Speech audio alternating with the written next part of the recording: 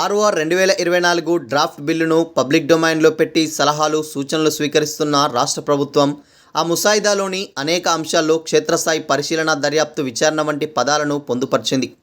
ఇవన్నీ సమర్థవంతంగా జరగాలంటే గ్రామానికి ఒక రెవెన్యూ ఉద్యోగి తప్పనిసరి అని స్పష్టమవుతున్నది.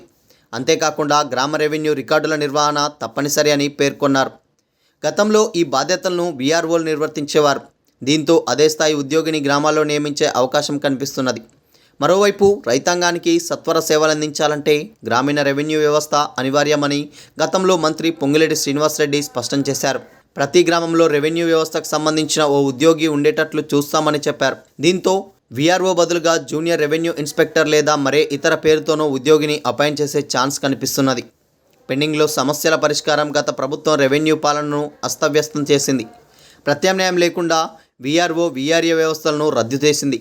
దీంతో కనీసం కుల ఆదాయ వారసత్వ ధ్రువపత్రాల విచారణ, సంక్షేమ పథకాల అర్హుల జాబితాను రూపొందించేందుకు గ్రామస్థాయిలో ఓ ఉద్యోగి లేకుండా పోయారు. అంతేకాకుండా రాష్ట్రంలో భూ సమస్యలు పెరుగుతున్నాయి. ఇప్పటికీ లక్షల్లో అప్లికేషన్లు పెండింగ్లో ఉన్నాయి.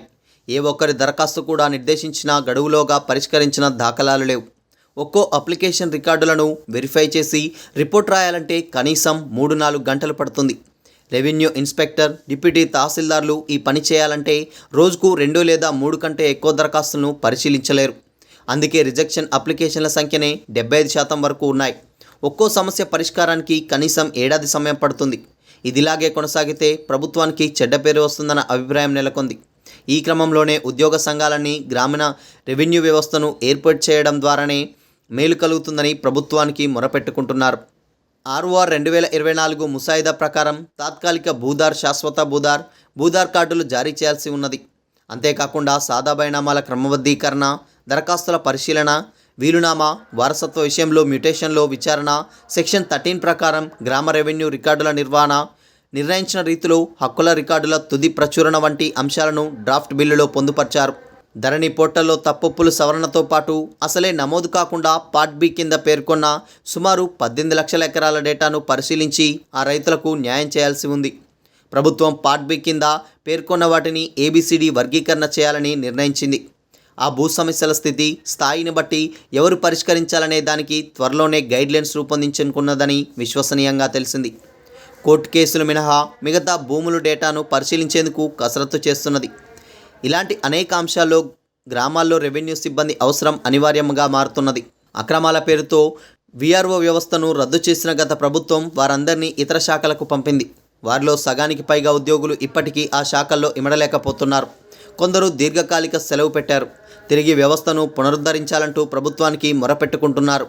సీఎం రేవంత్ రెడ్డి రెవెన్యూ మంత్రి శ్రీనివాసరెడ్డిని కలిసి వినతి పత్రాలు సమర్పించారు. ఇంకొందరేమో సర్వీస్ మ్యాటర్ని ఫైనల్ చేయండి అంటూ వేడుకుంటున్నారు.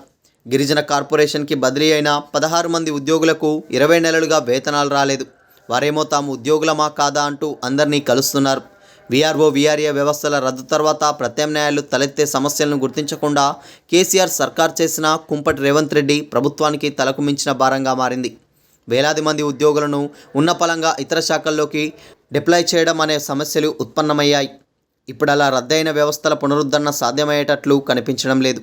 కానీ గ్రామీణ రెవెన్యూ నిర్వహణకు మాత్రం ఉద్యోగుల అవసరం ఏర్పడింది. అయితే ఎవరిని తీసుకుంటారనే అంశంలో మాత్రం భిన్నాభిప్రాయాలు వ్యక్తమవుతున్నాయి. డైరెక్ట్ రిక్రూట్మెంట్ ద్వారా వచ్చిన వీఆర్ఓల వరకైనా అందరినీ తీసుకుంటారా అన్న విషయంలో స్పష్టత కొరవడింది.